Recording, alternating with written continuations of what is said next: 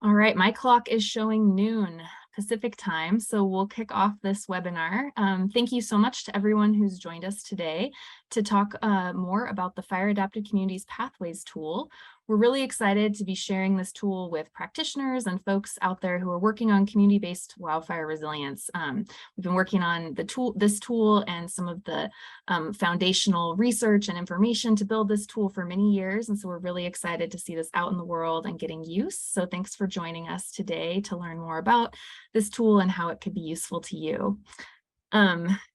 Today we're going to be reviewing the foundation and kind of overview of the FAC Pathways tool, and we're going to share a few kind of practical applications with you all. We have some ways that this tool can be useful in a variety of contexts that we want to dig into.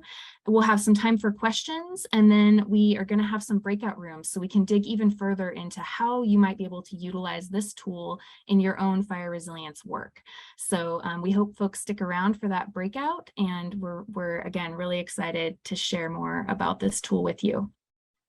As you know, we are joining this webinar from Zoom. Lots of us are familiar with Zoom after being on lots of webinars over the last few years. Please do manage your own mute. We do want to take questions. Please put those in the chat until our question and answer period. We've got some staff members that are going to be monitoring that chat and gathering your questions. And when it comes time for the question and answer period, you'll be welcome to also verbalize a question if you'd prefer to do that rather than typing it in. So I'm Michelle Medley-Daniel. I work for the Fire Adapted Communities Learning Network, which is a national partnership made up of practitioners all across the country who are envisioning better fire futures with their communities. And these local place-based practitioners are gathered together in this network where they're learning from peers, and really helping to shape and advance what fire adaptation looks like. So it's just been a great honor to work over the last 10 years with those place-based fire leaders in their communities to understand what different versions of fire adaptation look like, and to help support this very hard and important work that folks are doing.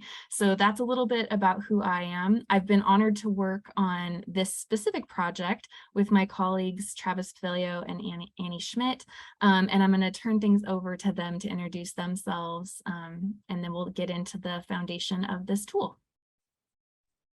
Thanks, Michelle. My name is Annie Schmidt, and I'm one of the authors of the Fire Adapted Communities Pathways Tool. This was a long collaborative process that FACnet undertook with the assistance of Dr. Travis Paveglio, who will introduce himself in a second. And we really also want to honor the contributions of network members in the development of this tool throughout the entire process. Network members, Fire Adapted Communities, practitioners from across the country participated in question and answer sessions, beta testing, helping to drive the generation of practices that we'll talk about that are contained within the tools in a little bit. So also want to really lift up and recognize the many contributions of practitioners across the country in the development of this process. With that, I'll turn it over to Travis. Hi, everyone. I'm Travis Paveglio. I'm an associate professor at the University of Idaho. I've spent the last 17 years studying how communities adapt to wildfire all over the West. And that started with work of people who'd been doing it even longer than me, some of which who have now retired, but were really foundational in that effort. And I'm going to tell you a little bit about where that work kind of started in a genesis of one portion of this tool. And as Annie was saying, the real important piece here is that a lot of the work that went into this Pathways tool, and hopefully is reflected in all of the inputs from you, is really about practical ways in which communities and diverse communities are going to adapt differently. That there's really no one size fits all to the way that communities adapt to fire. And then a lot of that is going to come from the backgrounds, the context, the people, the personalities that we tend to find in these different places.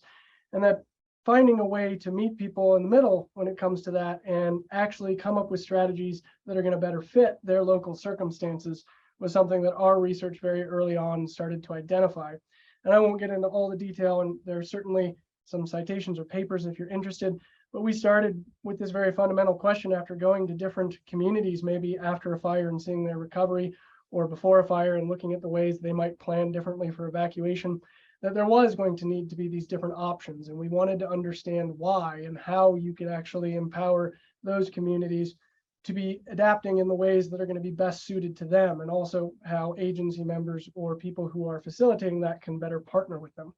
And so that really got to what you see in the center of the screen here with this, what is sometimes called the flower model, this idea that we can't just take your demographics, who you are, what your age is, what your race is, all these things, and predict how it is that people would choose to adapt, whether or not they would resonate with something like a community wildfire protection planning process or FireWise, or whether or not they would support a fuels treatment along the side of their community and those types of things. That really, it was more than that. It was about things like place-based connections that people had to that landscape, the history that they developed there, the ways in which they interacted or the ways they built their community, and what structures they had in place to actually come to some collective agreements.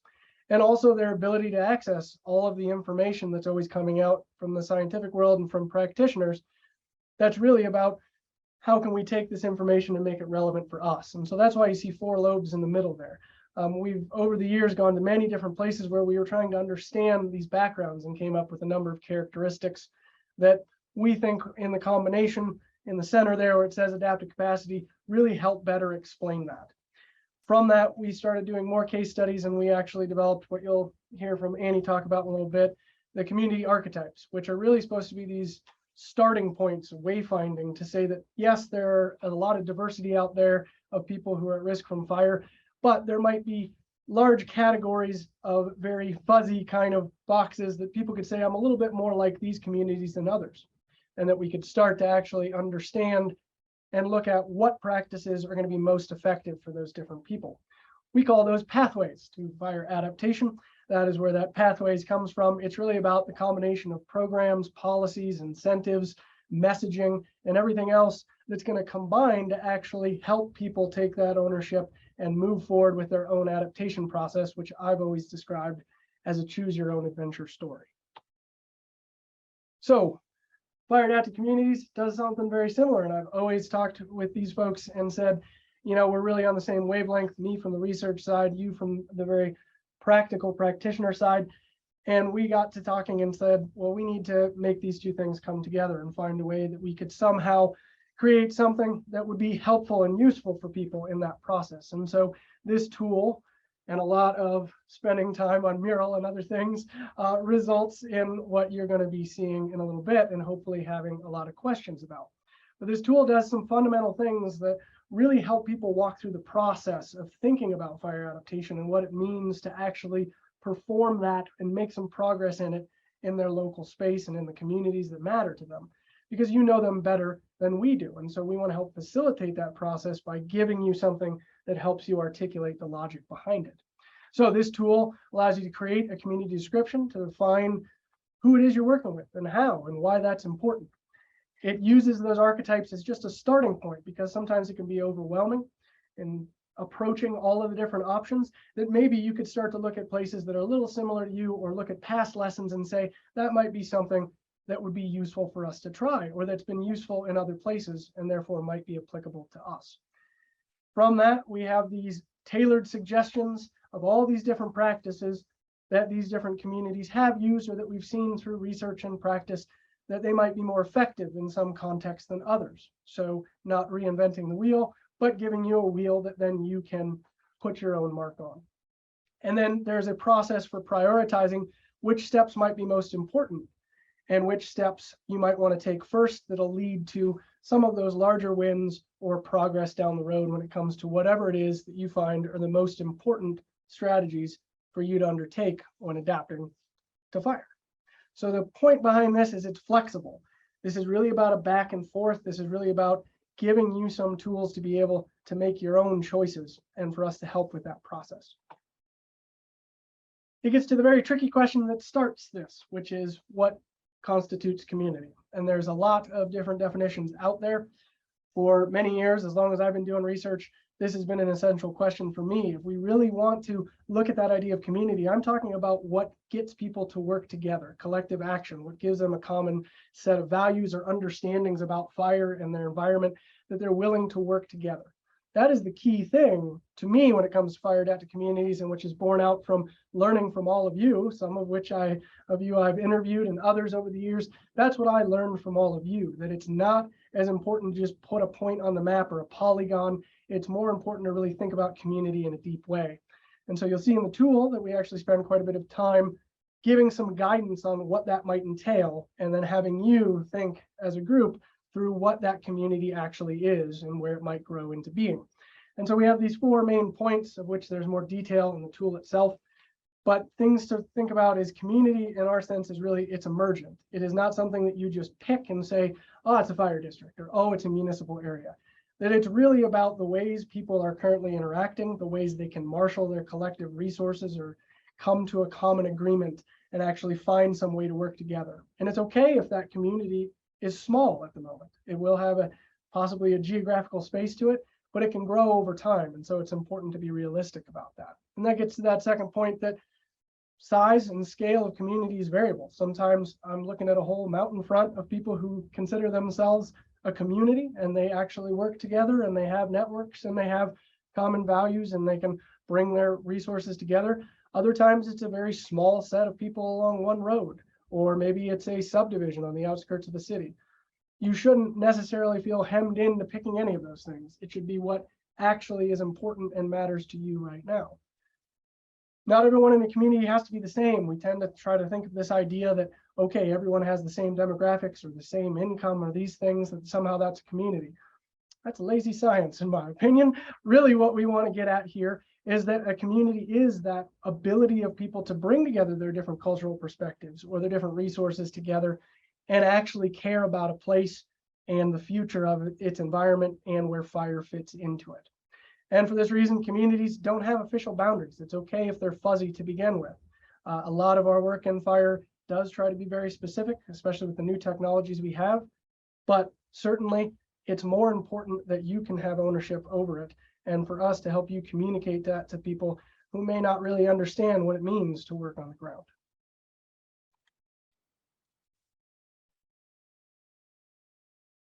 Yep. Yes. So as Travis just walked through, one of the first steps in the tool is really asking you to think through your community, where you are, what constitutes community. And this is an easy place to start for a lot of folks, because we're asking you to think about who you are first before you put it into any other kind of framework. You think about your place, the people you're working with, the people inside of whatever container you select for that community. The next step that the tool asks people to sort of undertake is this idea of selecting an initial guiding archetype. And this is really hinged to Travis's research over years about different kinds of communities in the wildland-urban interface. Travis's research specified initially four different types of archetypes: formal subdivisions, high amenity, high resource communities, rural lifestyles, and working lands communities. To those original 4, this project adds a 5th, that of a commercial and highly developed archetype. And we really want to acknowledge the fact that there are other archetypes out there, and that this research and this tool provides a starting place with these 5 archetypes. We acknowledge that there are more out there, and there's more work and research to be done to really continue to build out the array of different types of communities that are living in fire-prone landscapes across the United States. But one of the reasons we focused on this archetype-based approach is that one of the most common questions we were getting as FACnet practitioners was, where do we start? And we tell people all of the time, fire adaptation is different in every place. Your pathway to get from where you are right now to more resilient and more capable of living with wildland fire is going to be different than your neighbor's pathway. And the response to that was generally a variation of, well, that's great, Annie, but it doesn't help me figure out where to start. And so this entire tool process, the tool development process, and the combination of the work that FACnet's been doing over time with the research that Travis and his collaborators have done over time is really designed to give folks a place to start that is grounded in science and practice. And this archetypes selection piece is where this starts to come into play, right? You define your community first in step 1 of the tool. And then in step 2 here, we're asking you to place yourself inside of a broader pattern of communities. And we've got a couple different ways for you to do this. This is one of the places we saw in beta testing that was a little bit challenging for communities. We provided one option, and when we tested it with Fire Adapted Communities Network members, they said, well, that works for half of us, but it doesn't work for all of us. We need some other choices. And so what you'll see in the tool is we're actually providing 3 choices to help you locate your community inside of this archetype framework. And these are all contained within Appendix A of the tool. It's available. We'll talk a little bit later in the webinar about where you can go to get Appendix A and download the tool itself. But your options are a list. You can read some bullet points. You can make a selection. The next option is sort of grouping these factors. And then the last option is sort of like a quiz that you might find in a magazine, where you go down the list and you read each one and you say, yep, this is me. Nope, this isn't me. And you tally your numbers at the end, and it spits out a suggested place for you to start. Now, we want to let folks know that these 3 options are still being tested with communities just like you right now. And so ultimately, you may try 3 of these and you may get 2 different answers. You may get the same answer every method you use. We're still sifting out which of these is most reflective and the best place to start. But we want to make sure communities have the ability to tailor this process. And that's a theme that you're going to hear throughout today's presentation, right? So we're going to give you an archetype as a starting place, but you're going to have the opportunity to tailor the practices contained within that archetype. You're going to have the chance to determine how you want to customize the pathway that you choose. So this, again, still being developed, and a little bit more to come with it. So after you've done these 2 things, you've defined your community, you've then selected an archetype. You've said, hey, you know what, based on the description of my community and the description of the archetypes, I believe I'm in the community I'm working with here is a commercial and highly developed place.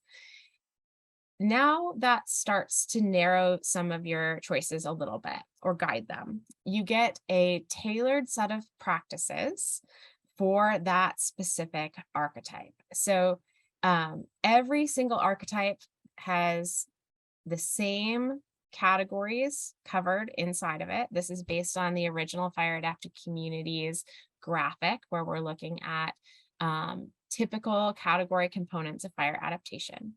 But then in the outer ring, in these practices, this is where you get tailored suggestions for each individual archetype.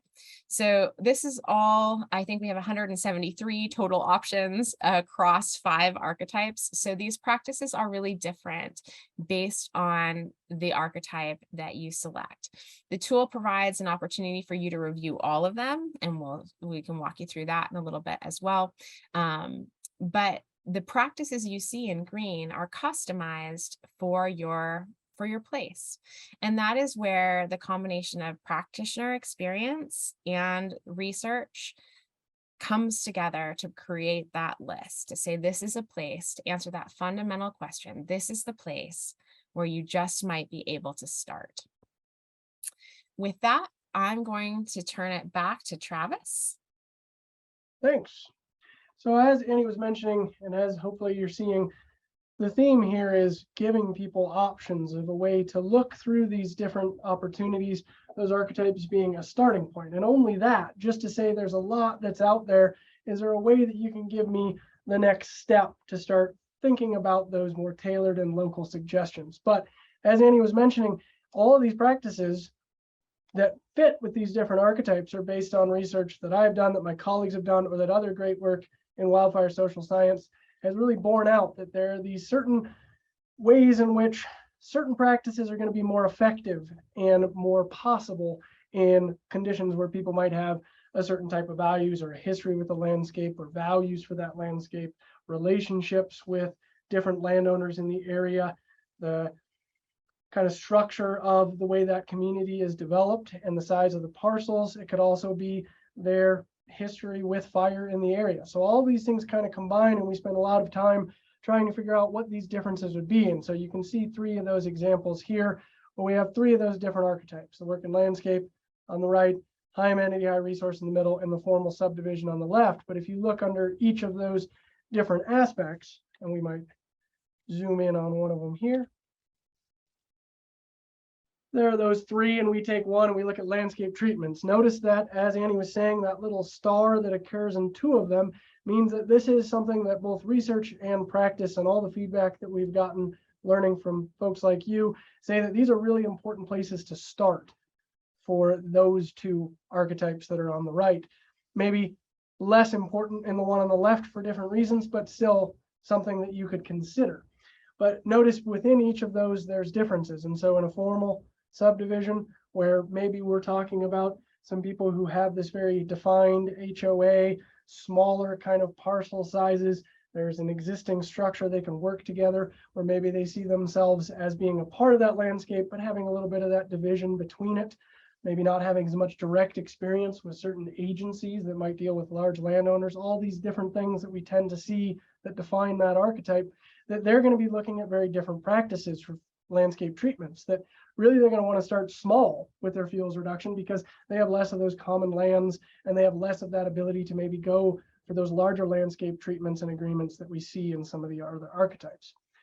One of the things we find really important here is demonstration projects, where you find the people who's going to have a very visible piece of property that people can see when they're maybe driving in through that formal subdivision. And then that becomes your vector to show people what it could look like to alleviate maybe some concerns with aesthetics. Or maybe when you're done with that, you talk them into doing a very limited prescribed burn with your prescribed burn council, and that becomes an educational opportunity. These are all things that we tend to find, and in the tool itself, it'll give you some of this description about things that we've seen, also examples or case studies of places these things have worked. But that's going to look very different than maybe if you go to the far right side there with the darker middle part. That's the working landscape, where here you do have those large landowners and you have ties to working landscapes, people who are familiar with and have large equipment. They also have these agreements maybe already with NRCS or with the BLM or other agencies. And this is where we do tend to see things like prescribed burn associations that are being stood up or that already are in place, and those can be used for that purpose.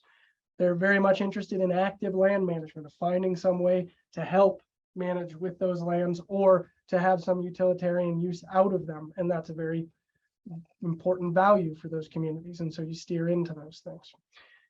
This idea of cultural traditional burning is also there, where maybe you're able to jumpstart some traditional practices that people had in that area, or there's a lot of interest in those things. And so as you can see, the point here is we give descriptions on each of those and some of those case studies, but we also want feedback. We want people to collect the cases of things that are working and the best practices, because the whole point here is to make something systematic. A lot of the time, people think there's some immutable art to understanding fire adaptation, especially those that are on my side are a little bit more scientific and systematic.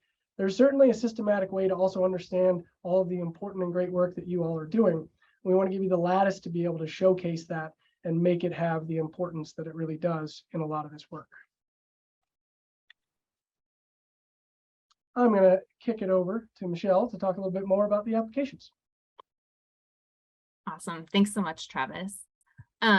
So we wanted to sort of figure out how to go from just these separate wheels that my colleagues have been talking about, the 5 different kind of archetypal wheels with different practices that were identified as correlating to higher probability that those might be a good approach to that specific topical area, and really offer the users of this tool a way to do some sense making with their community members around how to use this wheel and actually turn it from a piece of paper that has a lot of words on it into actual actions that they can take together and a process of undertaking the work that's really going to be required to have a better future with fire.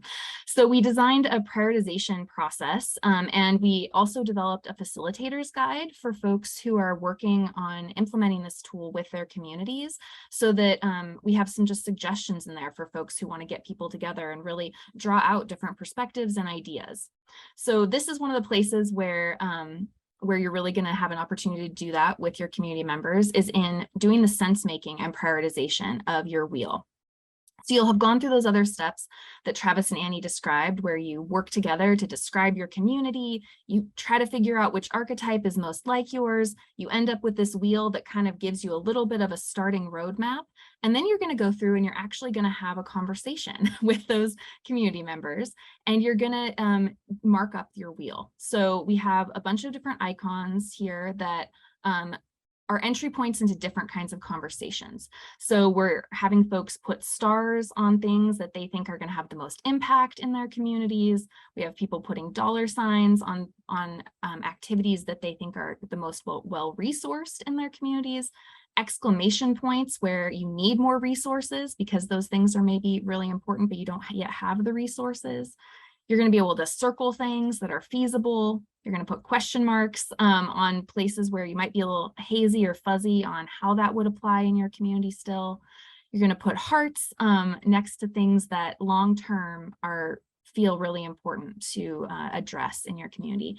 And you're also going to be able to write in your own practices. So if there's something that your community is already doing that you don't see represented on your wheel, but that's critical to continue your journey, you're going to just add that right in there. So once you've done all of this kind of collective markup, that is going to give you the opportunity to hear a lot of different perspectives and draw out a lot of insights. And I think we've all heard the term that like the planning is more important than the plan. I think this is where this kind of comes in, you know, like actually having that experience of understanding people's perspectives is part of what you're going to get out of using this tool. You're also going to get this marked up wheel that then you are going to have the opportunity to translate into a matrix. So we've created for folks, and I think I can advance. Yep. We've created for folks a little bit of a way to then translate all of that now very marked up wheel into a feasibility and impact grid to really help get a better sense of what you as a community might want to focus on actually putting into action. So we've offered this kind of mental model for making even further sense of your different kinds of actions and practices that you could take to really just help sort out some actual priorities that your community could work on. So you can see we have these two axes on the graph where there's high and low impact and high and low feasibility. And there are instructions within the tool that walk you through how to place all of those individual practices, like working on defensible space work, working on cultural burning, working on ecosystem services or fuel breaks on this grid. And what you'll then have is both your wheel, so you can see the context of all of the practices that you might be able to implement, and you'll also have it translated into a prioritized list of activities that you can then take action on. In addition to these tools, we also have case studies that are available and descriptions of all of the practices, so that if you are wondering what we mean by cultural burning, you can actually go and get a description of that and use that to actually make more of a solid and discrete plan to move forward. As Annie referenced, we couldn't help but provide the complete do your own tool in here. We are always fans of recognizing that there's always something outside of what we know. There are always cases that are pushing on the edges of that kind of known set of dimensions of fire adaptation. And so the last thing we wanted to provide in this tool was really an opportunity just to let folks tell us what we missed, what else is out there. So we have an entire component of this tool that is a completely choose your own adventure. There's a list of all 173 practices that Annie described. You can literally go through that index and pick and choose yourself and really just sort of make this your own. So if you find that the archetypes don't kind of give you a game board that makes sense to start working from, we don't want that to constrain your ability to think about this full range of fire adaptation issues. We want people to be able to use this to come up with things that are actually viable and useful in their place. And so we have this kind of completely do-it-yourself version as well. Along with this component, we really do have an invitation to everyone using this tool, and that is, to echo my colleagues, we need to know more about archetypes that we don't yet have in the science, that are not yet categorized. We know there are other practices people are undertaking. So please engage with us. If there's things that as you go through this tool, you think we missed, please let us know that. We have a whole form and process for engaging with folks to help us fill in some of those missing gaps and pieces. So please help us continue building out this work and continue advancing the practice of fire adaptation in all kinds of places. And with that, I'm going to turn things over to Annie to tell us a little bit more about how to get the tool. Thanks, Michelle. So to find this version of the tool, and we'll talk a little bit later about the next version that's coming, the online interactive version that's in development currently. But to find this version of the tool, the paper-based version, you visit fireadaptednetwork.org. You go to the resources drop-down menu and select FAC Pathways Tool. Once you've done that, it brings you to a web page where, in order to download the tool, you put your name, email, zip code in, verify that you are not in fact a robot, hit submit, and you will be able to download the tool and Appendix A. If you would like the facilitator's guide, that is available to you not by entering any information. You can just click there right above that orange circle to find the facilitator's guide. And we will let folks know when the interactive online version of the tool is released. We're hoping to do that this fall or late fall. And if you have any questions about the tool other than what we've discussed about here, you can always select this, click here to read our blog, which has a lot of great information around the frequently asked questions and the development of the tool itself. So that is how you access the tool. So before we go to the practical applications of this tool, we've talked a little bit now about how to use it, what it looks like, and how to access it. We are going to pause for a moment to see if anyone has any questions about that. You can go ahead and type them in the chat. And then after we talk a little bit about this, we're going to transition to some practical ways to use the tool. So a couple of questions in the chat. On the online version, will you be able to pre-fill answers based on known characteristics in certain areas? Yes, in the online version, you will be able to, just like the paper version, create your own FAC practices and have that populate inside of a tool. You'll also be able to describe your community and select your archetype. It will be significantly less reading, I think is fair to say, than the paper-based tool. The paper-based tool, we're doing a lot of things with words to help people navigate through the text that become just slightly more intuitive with the online version. So the online version, I think, will be ultimately easier for folks to use. But we recognize that there are folks out there who are going to want that paper-based version no matter what, and it's not going to go away. It's just the online version will provide some additional functionality. I was really thinking about the opportunity to select the archetypes for people based on the address that they enter. I mean, certainly we know where these areas are, that the data is available. Is that something that would be helpful, something that's being considered? I'm going to pass that to Travis. I don't know that it's quite that neat of a enter the address and get your archetype, but Travis can explain a little bit. Yeah, I think, Tammy, the important question would be, what data are you referencing there? Because if it is, demographic and those type of nature, no, this is not like the wildfire map that you see that uses secondary data and uses census data. Again, this is my personal opinion. Most of that is wrong. Honestly, for vulnerability and everything else, those are coarse methods. They're a good starting point. They are not very effective for actually being able to downscale any of your treatments. They might be useful to broad scale, to state level or regional level, to be looking at big areas that are most at risk. It's going to be very much inconsistent in actually predicting which types of practices people will support in a given area. And that's not just my research. That is Sarah McCaffrey, that is Toddy Steelman, that is Pam Jakes, that is Matt Carroll, that is anybody who's really done this work for a very long time has typically shown that demographics alone are not going to give you that. So I think your point is a great one, which is you will be able to select that archetype with people and reason through what those characteristics are when you look through these different options. And that's really what we wanted to give people the opportunity to do, is tell the story of who their community is and why that matters. And our effort is to match people up with that. So yes, you will to some extent be able, you will select your archetype with people, or if you feel really like you got the right representatives in the room, maybe for a CWPP, as we'll talk about in a bit, you might be able to give a rough categorization of what archetype that is and put it on a map. And that might be very helpful for you as a starting point for prioritization. But dialogue, I think, is always very important. And I think Michelle and Annie would agree with me on that one. Yeah, I think one thing that one of the reasons that archetype selection has been a little bit tricky for folks is that it goes beyond development patterns. And so we're not just asking people to make a decision about their archetype based on density, for example.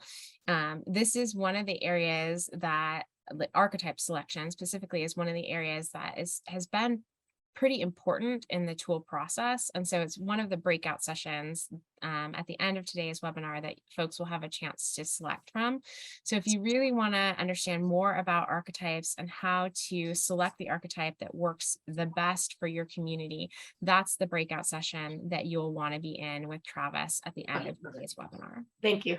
And Porfirio had a related one on there, and it's a great thought. He was asking about, is there value in placing the practitioner at the center to develop the flowers for fire departments? And yes, that was always the intent behind that flower model that got us to the archetypes and everything else. So all 22 characteristics and description of those, I would love an advanced version someday where folks who were sitting around the table could use that to help better understand the basis and the influences that really lead to these different archetypes. The archetypes are always meant to be that heuristic. They're a good starting point. When it's overwhelming to have all this stuff going, you can at least look and say, I'm close to this, and start to really think deeply about those characteristics. So I would love to see that down the road, but I think this is a good starting point so that people can have some of that differentiation between types or see that there's other options out there and then work backwards from that. Great question. Thank you. Okay, well, we are going to go ahead and move from here into practical applications of the tool itself. There will be more question and answer coming. So that was just an entry-level introduction to the Q&A portion. If you have more questions, put them in the chat. We will have a more robust question and answer period coming. But first, we want to spend a little bit of time really talking about how do we use this, and what does using the tool really look like in practice? And so with that, I'll turn it back over to Travis. Thanks. So we've talked and alluded to a few of these, but it's important to kind of bring it home. Is remember this whole thing is designed to give people a starting point. That response that Annie and others were getting about, yeah, we know there's all these practices out there. People are always talking about these things. I don't want to just paint by numbers. I want to be able to see these different options and see which ones fit for the people, the personalities, the structures that I'm actually trying to work with. And so we see this as a menu, really, of adaptations that you don't have to do everything in there, but this is going to give you a tangible way to look at the variety of things that people are doing or could do for fire adaptation and say, these are the things that are most important. And so that menu also has those stars, like I mentioned before. Here we have a different one of those archetypes is the rural lifestyle. Notice that the stars, those places that are probably most important as a starting point for these archetypes, are different than maybe some of the other ones that we have seen. And so that's a helpful component, but it doesn't mean that if you're already doing those things, you can't think about the next step or how those things tier off of each other. And so in those individual descriptions or case studies, or hopefully maybe someday people actually submitting their own case studies, we can all learn collectively from that process, which I think fits really well with the purpose of this organization and the type of learning that I think, and both research shows, is going to be most impactful for all of us figuring out ways to best live with fire wherever we are. So it does provide that guidance and examples for prioritization like we showed before, where you can actually walk through and have that important dialogue with the people in your community about what you're actually willing to do or what people are willing to contribute to. There are often times when we're studying these different adaptation processes and people have fantastic ideas, but they're not possible, they're not feasible right now because of some barrier or some lack of relationships or lack of resources. This is a way for people to start to reason through what steps they can take now so that they're constantly moving forward, having those small wins that add up to larger adaptation processes. There is a practical application for this if you are someone new in an agency or you're working for a fire department or your emergency services, where both the archetypes and being able to look at where those are at across the landscape or the characteristics that matter and what processes and procedures or programs people are resonating with, that this is actually a training tool for those folks who are doing extension or outreach. Our research and obviously the work with Michelle and Annie and FACnet has always been about practical ways to actually get these things done. That it's about serving that very important role that a lot of you play and which I think is undervalued, which is figuring out how all these puzzle pieces come together and how it is that you can articulate the things that are needed from these higher level policies. And so we see this as a valuable way maybe for people who are emerging as fire coordinators for their region, or might be tasked with the CWPP, or might be tasked with doing outreach with individual communities about what they're going to do in terms of applying for community wildfire defense grants and those kind of things. This is going to be helpful in that regard. And hopefully it would be a metric by which we can understand which places are doing certain practices or not. And I think most importantly, because both community and this entire aspect of fire adaptation, it's about the process, right? There are multiple steps in here, and there are steps that hopefully are pretty tangible for you all, so you can take them and use the facilitator's guide to reason through these various things that are going to give you some outcomes that are valuable to you, and that you don't have to do it all on your own, but that you can still customize it as you go. So say that's an individual, someone who's new or someone who's an agency member. What if you're a community who's coming together and you're new to fire adaptive communities or to the network? That big thing that Annie kept saying that's so important is about tailoring, and that idea of you are your own unique entity, you're your own unique set of people, you have your own histories, your own values, your own relationships with people, and how you interact with your environment. We want to find ways to meet you where you're at with these and give you that opportunity to say, this is what we're willing to do. This is how we do it. Where are the resources? Where's the help? Where's the guidance that can help us do that? Because what I have found over the last 17 years and people before me even longer is that if you don't work with the culture that's there, the communities and the ways people organize, you're going to run up against a brick wall. And that's why we tend to see so many of these things fail, because we prescribe how people should adapt from afar instead of saying there are many ways for you to adapt. Let's figure out what best way for you. So this is that opportunity, hopefully, for you to be able to start that process and help improve upon it for us through all of the lessons that you learn as you go. I think this is a really important feedback loop. We have all this money coming through with the infrastructure bill. We've had many, many policies that focus on fire, crisis strategies for the Forest Service, everything else. Those things have targets, but those targets rarely ever focus on communities and how they're partners in that process, or what they can be doing, or where their influence or their perceptions of how public lands or state lands or county lands are being managed have an influence on that process. This is a way through that prioritization that you just saw that hopefully we can start to say, you know what, there's not enough funds to help people with this type of particular practice or this type of program that people really see as essential in that archetype or in their situation. How do we open up more of that? So think of this as your feedback loop, your ability to come back and hopefully in a systematic way where we can start to identify this and put this on the same level as some of the other targets that these agencies and that these different organizations are putting forward that might not really consider all of these important dynamics that we've been talking about. This is a good chance for you, if you find other people who select the same starting archetype, to compare notes or to find other communities. Over the years, we've matched people up in places I've done studies, and I know Michelle and Annie have done the same, as find your partner community and start to share ideas. That's what this whole network is about. And so again, this just becomes another mechanism for hopefully you say, well, you know, I'm a little bit like a rural lifestyle, but I got some high amenity, high resource. Who else is in that boat? What can we learn from them, and what can we give them in terms of resources or best practices? This is an opportunity to share those things. And finally, as I mentioned, this is about being able to communicate what you need as a community. And by community, remember, as I said, it's a lot of different people. In places where fire adaptation is working, agency members, people from conservation districts, emergency services, firefighters, they're part of that community. And so when I say communicating community needs, it's not just about the people and the residents that live there. It's about those people coming together and saying, this is what's necessary for our place. Here's where we're at. How can you help us? And so we hope this is an opportunity for you to be able to articulate that. And we hope to be able to carry that to a lot of people and yell at them about how we can do better.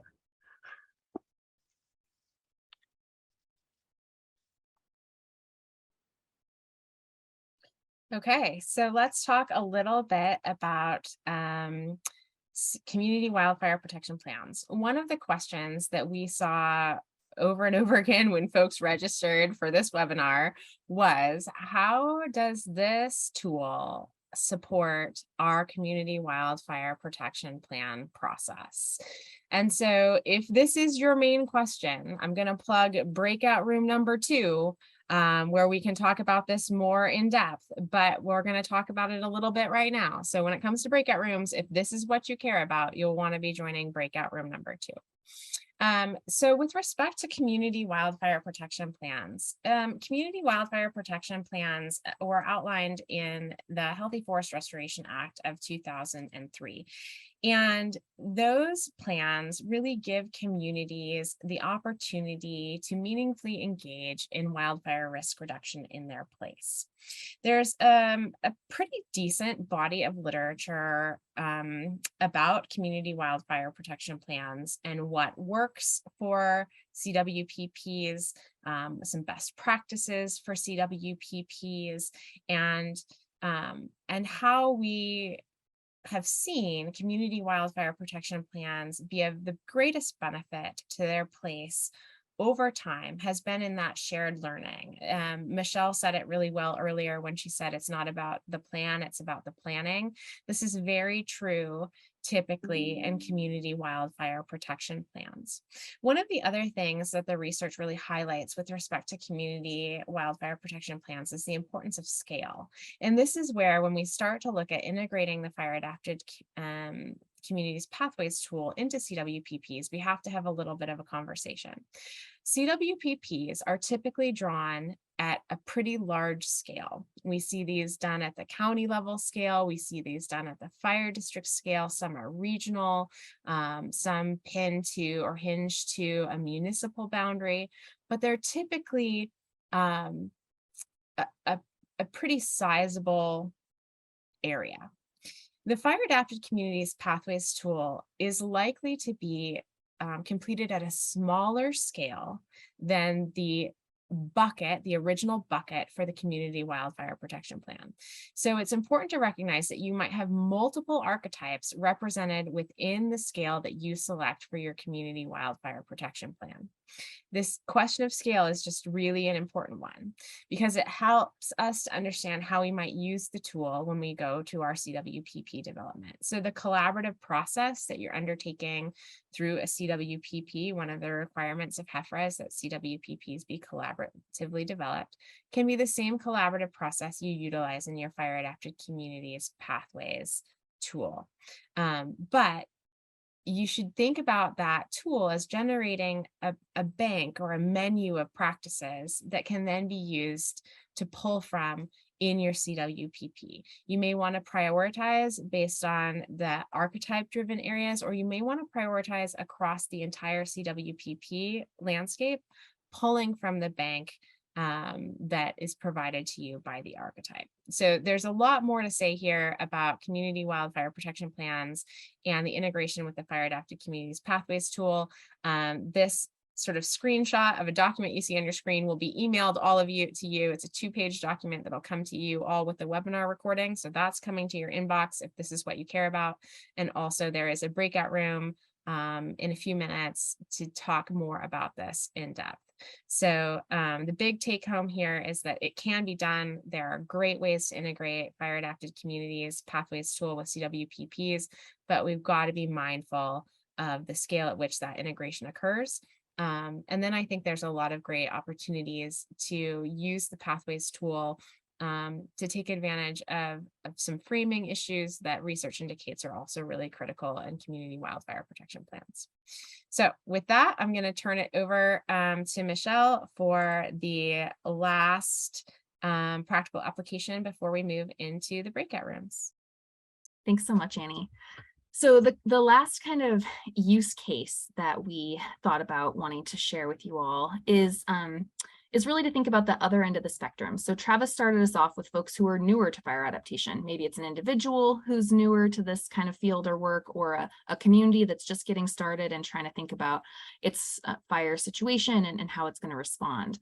But we know that there's a lot of places out there that have been working for sometimes decades on these issues and already have different programs and initiatives and efforts and partnerships built around this work. And so we want to be sure that folks know this tool is not just for people who are just starting out. It's also very useful for people who've already been doing this work for a while. And I think that it has a few different uses depending on where you are in that spectrum. So we wanted to share a little bit about the way we've seen this work in places that have already been engaged in fire resilience and fire adaptation efforts for some time. So one way in which we've seen folks kind of get a new and a little bit different perspective on their work with this tool is really in thinking about who they're engaging and kind of comparing the wheel that they end up with after they go through the whole community description and archetype selection and prioritization process, and kind of comparing and looking at, okay, what does this say we should be undertaking in order to advance our fire resilience? And what are we actually doing? What are we already investing in? What do our programs look like? Where are those the same? What is sort of getting reinforced through this exercise? And where might there be gaps? Are there entire bodies of action or partnerships that we are not necessarily addressing, but that, you know, this exercise helps us see are important? And how would we get started thinking about getting that done as well? I think one of the things that's really challenging sometimes about this work is that there's so much need. It's such an expansive and broad set of issues to really get to a different relationship with fire that it can feel really overwhelming. And so one of the ways that we really see people addressing that is by thinking more creatively about the power of partnerships and how much you really need to bring in other people to help get this work done. So again, you know, if you've been doing this work for a while, this tool can still help your community kind of do a gut check of, are we on the right trajectory? Are the things we're spending our time and efforts doing aligned with where we see ourselves headed? Are there new partnerships, new entities we should be engaging and thinking about refreshing our approach with those partners in mind? That leads me to the second point, which is that we really have to think about where we're going with fire adaptation. I think sometimes in that, you know, huge expanse of all of the actions you could take, it can be hard to see a through line to where you're actually trying to get as a community. What is the relationship with fire you're trying to cultivate? What are the most important aspects of your fire resilience and impacting the fire outcomes that you have that you're actually trying to work on? I think sometimes we our drive towards action and we see programs and projects that we could undertake, and it feels like everything matters and every little bit is important, and so we just start taking up practices and programs that maybe we saw a neighboring community do.